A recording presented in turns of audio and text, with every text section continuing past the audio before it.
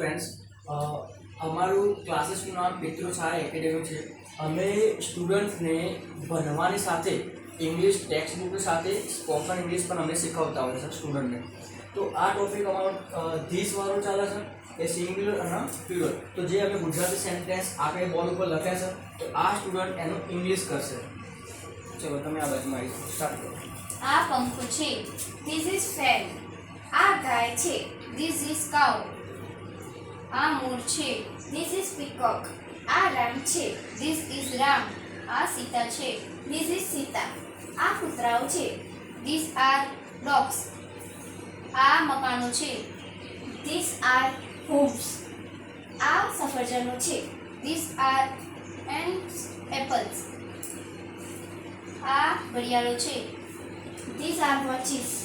આ તારાઓ છે, ધીસ આર સ્ટાર્સ.